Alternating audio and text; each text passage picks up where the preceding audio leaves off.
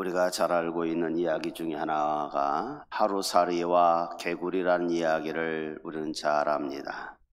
하루살이가 매미하고 하루 종일 놀다가 저녁이 되니까 매미가 오늘은 그만 놀고 내일 놀자라고 이야기를 하면 하루살이는 묻습니다. 매미야, 내일이 뭐니?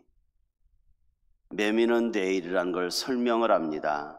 저녁이 오고 아침이 되면 그게 새날이 밝아오는데 그걸 보고 내일이라고 이야기하는 거야 라고 설명을 하지만 하루살이는 이해하지를 못합니다. 저녁이 오고 아침이 오고 새날이 온다고? 그게 뭔 날이지? 아무리 이 설명을 매미가 해도 하루살이는 이해가 가지 않죠. 매미와 개구리가 한철 놀다가 여름철 재밌게 놀다가 헤어집니다. 개구리가 야, 이제 찬바람 나고 추워지니까 내년에 놀자. 나 동면 들어가야 돼. 매미에게 있어서 내년이 무엇인지 이해하기가 못합니다. 개구리에게 내년이 뭐야? 개구리가 설명을 합니다. 점점점 날씨가 추워져서 눈이 오고 그런 다음에 새싹이 나고 그러면 그걸 갖다가 내년이라고 하는 거야 라고 설명을 하지만 매미는 이해하지 못하는 거죠. 하루살이가 내일을 이해하지 못하고 매미가 내년을 이해하지 못하는 것은 경험하지 못한 것이고 체험하지 못한 것이기 때문에 아마 그럴 겁니다. 사람들도 이야기를 합니다. 우리가 천국과 지옥 이야기를 하면 천국이 있어? 지옥 네가 가봤어? 경험하지 못한 것이기 때문에 천국과 지옥을 이해하려고도 하지 않고 없다고 부정해버리는 것이 믿지 않는 자들의 속성들이죠. 무신론자들은 이야기를 합니다.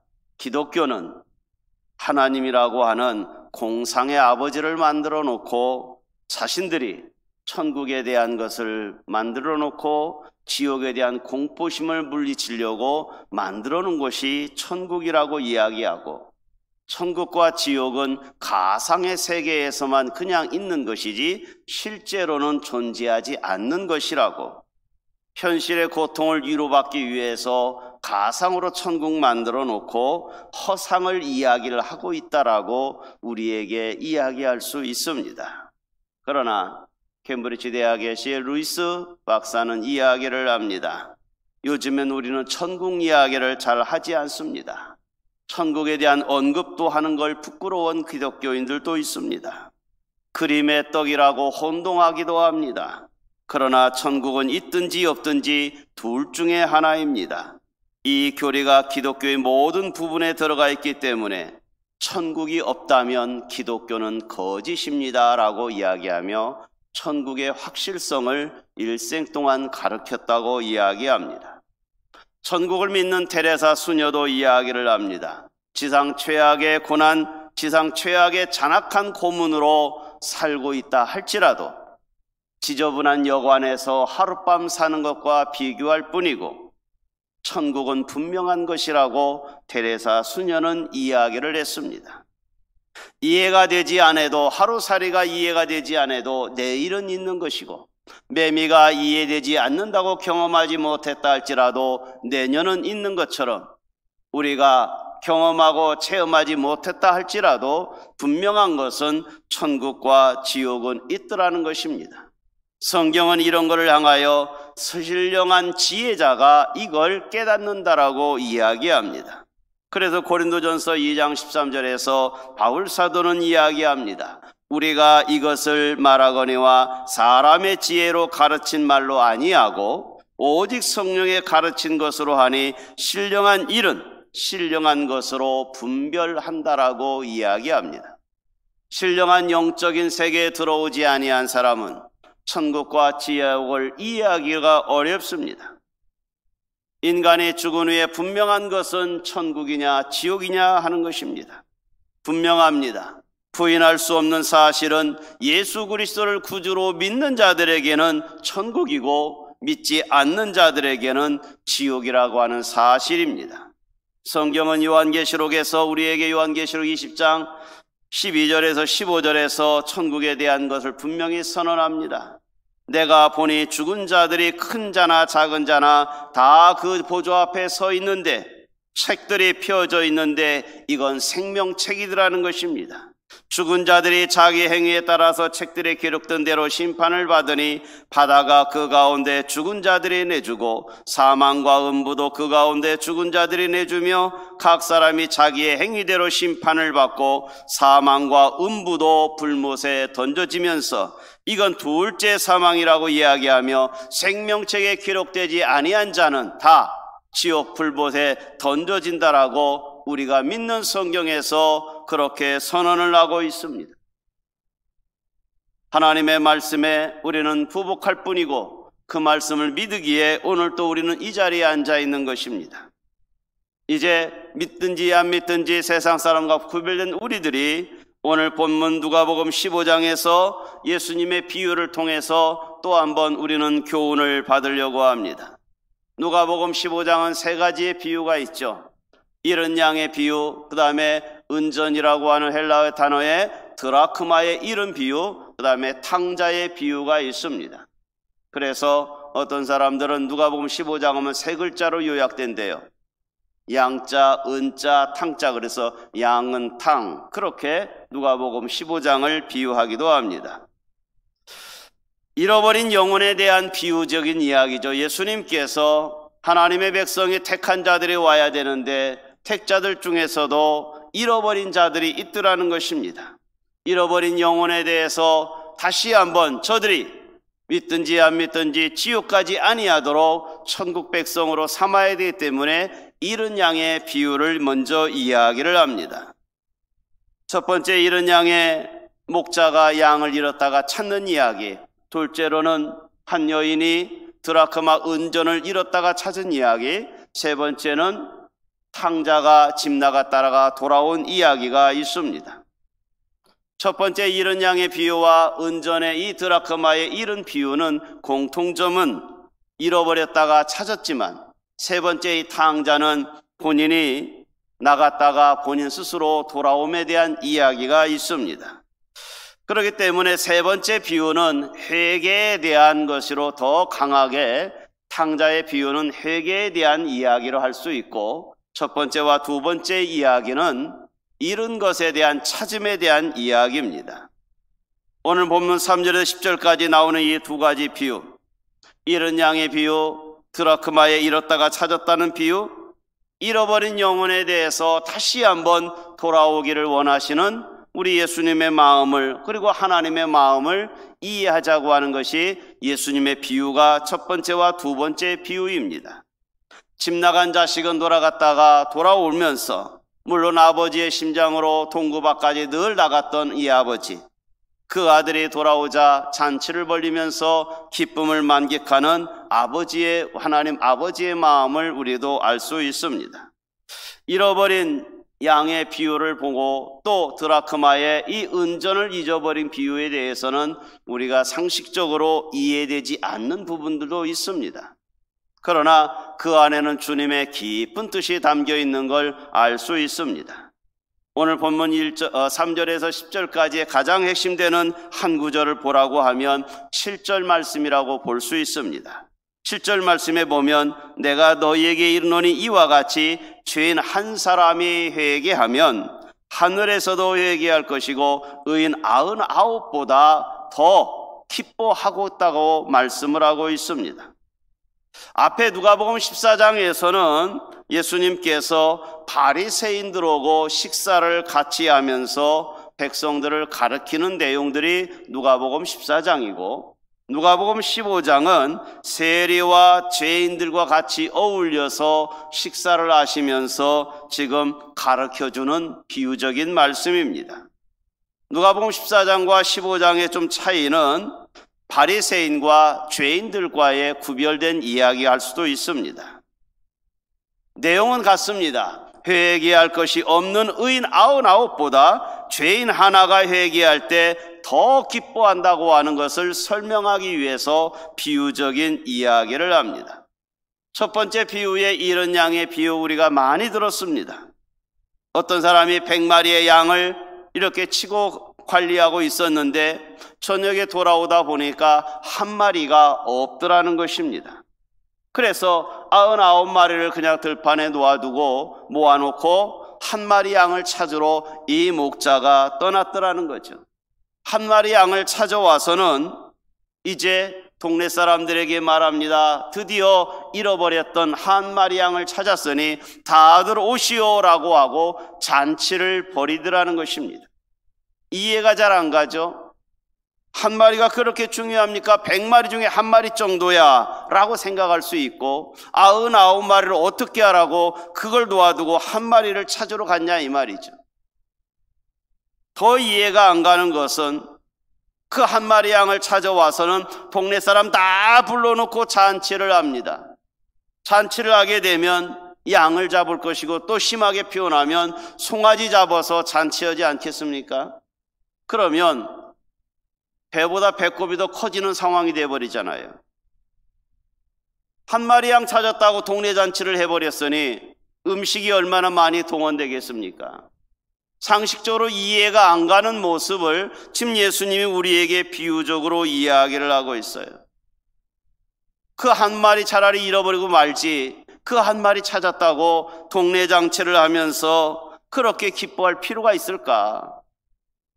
배경을 이해하지 못하면 경제적인 논리로 이야기를 하면 안 맞는 이야기입니다. 수지타산이 전혀 안 맞는 이야기를 지금 예수님이 비유적으로 이야기를 하는 거죠. 그러나 이 목자의 심정으로 돌아가서 생각해 보면 이해가 갑니다. 왜냐하면 이 나라는 우리나라처럼 농업국가가 아니잖아요. 목축업을 하는 나라입니다. 그래서 주로 목축업을 하기 때문에 양을 치는 사이기 때문에 각자의 집에서 양을 키웁니다. 그런데 어떤 집은요, 이제 건강한 남자가 없고 양을 키워야 되는데 집안에는 먹을 것이 없으니까 이 양을 이끌고 들판으로 나가야 되거든요. 그러다 보면 자신이 키울 수 없으니까 이웃집에게 넘깁니다. 우리 양 좀 대신 키워달라고. 그리고 나중에 새끼 나면 한 마리 주겠다고. 그렇게 해서 동네 사람들이 모으고 모아가지고 이 목자 몇 명이 이 동네 전체적인 양을 이끌고 이제 목축업을 하는 거죠. 조금이라도 풀을 더 먹이기 위해서 팔레스타인의 저 남쪽에서부터 이제 기후가 온도 차이가 있기 때문에 북쪽으로 계속해서 이동하면서 이렇게 양을 먹이는 거죠. 그러는 가운데 이 밑에는 중래 사람들이 먹이기 때문에 조금 높은 지대로 갈 수밖에 없어요. 고산지대로 하면서 이 양들에게 풀을 먹이다 보면 이제 높은 지역 하다 보니까 자칫 잘못하면 양이 낭떠러지게 떨어지기도 하고 또 그런데 고지대다 보니까 늑대나 이리에게 잡혀 먹기도 합니다. 그렇기 때문에 목자는 이 양들을 때로는 돌을 쭉 싸놓고 그 안에 넣어놓고 본인들이 이 문지기로 입구에서 잠을 자기도 노숙하기도 하는 거죠. 그렇기 때문에 이 집 목자 몇 사람들은 이 양들이 자신의 개인의 양도 있겠지만 이게 동네 전체의 양일 수도 있습니다. 그렇기 때문에 그 양 한 마리가 자기 것이면 차라리 안 차도 되지만 이 자기 것이 아니기 때문에 위탁받았기 때문에 이 양을 잃어버린다고 하면 그 집사람에게 할 말이 없는 거죠. 그러니 나머지 99마리 내 것이면 놓아두고라도 이 한 마리를 찾기 위해서 건강한 또 건장한 목자 한 사람은 이 양을 찾으러 갈 수밖에 없는 거죠. 사명감으로 가야 되는 거죠. 내 것이 아니고 위탁받은 거 아닙니까? 마을 공동의 소유이기 때문에 이 양을 찾으러 가야 돼요. 심지어 이리에게 잡아 죽었더라도 가죽이라도 가져와서 내가 돌보다가 잘못해서 이렇게 돼서 이 양 가죽이라도 가져와야 증명을 삼을 수 있는 거죠. 지금 이 양을 기르는 목자들은요, 사명감이 대단해야 되는 것입니다. 독보적인 책임을 가지고서 이 양들을 돌보는 거죠. 만약에 양을 잃어버리게 되면 목자들 가운데 가장 용감한 자가 이 양을 찾으러 밤새껏 돌아다녀야 됩니다. 그리고 나서 어찌 보면 새벽녘이 되어서야 어찌 보면은 그 양 한 마리를 찾고 어깨에 매가지고 동네에 올 적에 동네 사람들이 얼마나 환영하겠습니까? 밤새껏 고생한 저 목자, 저 한 마리 찾기 위해서 얼마나 고생했을까, 수고했을까. 이런 거 생각한다고 하면 그 양 한 마리도 중요하지만 저 사명감으로 저렇게 수고한 저 목자를 생각한다고 하면 잔치 안 벌리는 게 이상하잖아요. 당연히 잔치 벌려야 되죠. 왜? 사람을 잃어버릴 수 있잖아요. 목자를 잃어버릴 수도 있었잖아요. 그렇기 때문에 온 들판을 뒤져서라도 그 양을 찾아온 그 목자를 위해서라도 잔치를 벌리는 게 당연한 겁니다. 목자의 책임은 바로 거기에 있었더라는 거죠. 동네 사람들에게 말합니다. 드디어 잃어버렸던 양 한 마리를 내가 찾아왔습니다. 그 소식을 들었을 적에 밤새껏 이 목자가 돌아오기만을 기다렸던, 그 한 마리 양보다 이 목자가 돌아오기를 기다렸던 동네 사람들은 학수고대에 기대했던 그 목자가 돌아오면 어깨에 메고 그 양을 보면서 잔치를 벌일 수밖에 없는 거죠. 동네 사람들은 그 상황을 다 아는 겁니다. 그 한 마리 양 찾기 위해서 얼마나 수고했는지, 얼마나 고생했는지. 지금 예수님께서 이 목자의 심정으로 잃은 양 한 마리를 찾는 비유를 바로 그렇게 하는 것입니다. 오늘 우리 교회 안에 모든 성도들 다 그리스도 예수 안에 있지만 죄인 하나가 회개하고 돌아와서 하나님의 교회에 출석한다고 하면 얼마나 은혜가 되겠느냐 이 말이에요. 천국에서는 회개할 것 없는 99마리의 사람으로 이는 것이 아니라 한 마리가, 그 한 영혼이 회개하고 돌아오면은 은혜가 넘치더라는 것입니다. 첫 번째 비유가 바로 주님이 그런 비유였더라는 거죠. 두 번째 비유를 이야기를 합니다. 8절에 보면 어떤 여자가 10 드라크마가 있는데 라고 시작을 합니다. 드라크마, 거기에 글씨 일자 써 있고 밑에 조그마한 글씨로 은전이라고 그렇게 써 있죠. 드라크마라고 하는 건 당시에 이 헬라 시대에 사용했던 은전을 이야기를 합니다. 우리 성경에서 데나리온이라와 비슷합니다. 무게가 약 4.3g 정도 나가는 겁니다.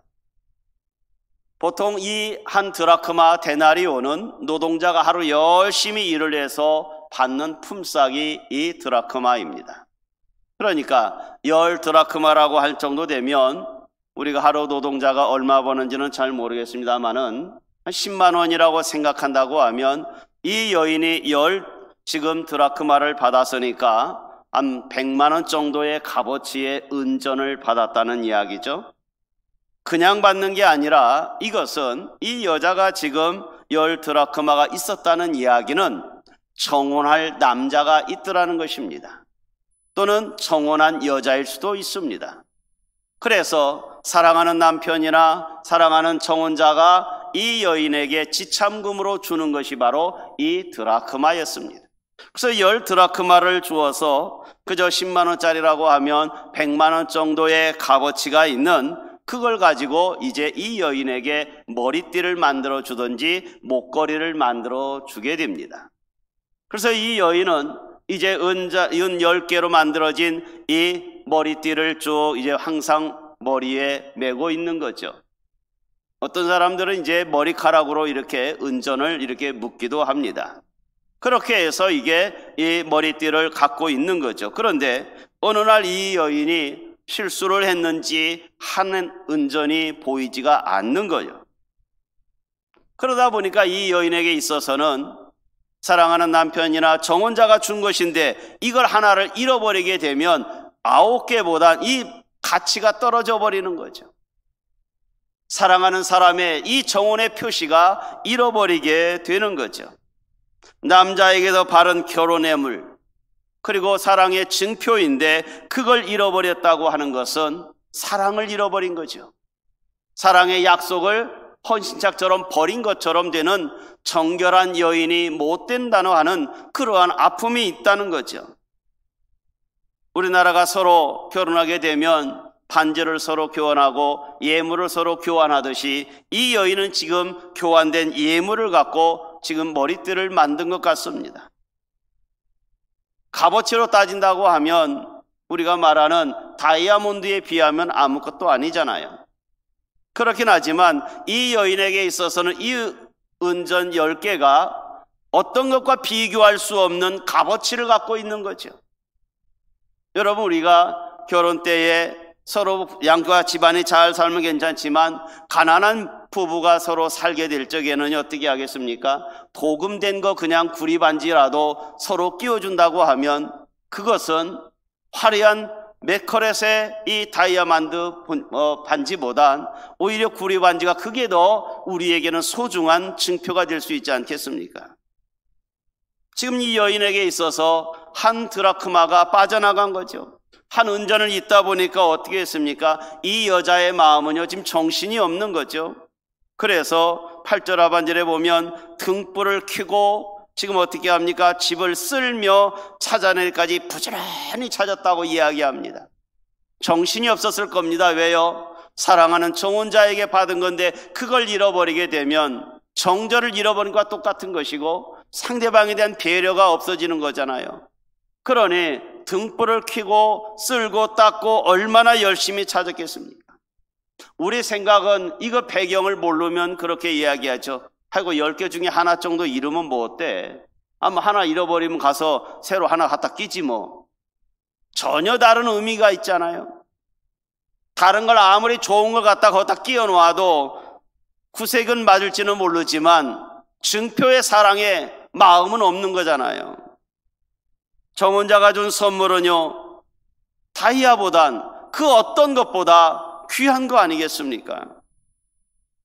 10개의 드라크마가 고스란히 있어야 되는데 1개를 잃어버린 이 여인은요, 의미를 부여하면요, 설명할 수 없는 깊고 깊은 정의 그러한 마음이죠.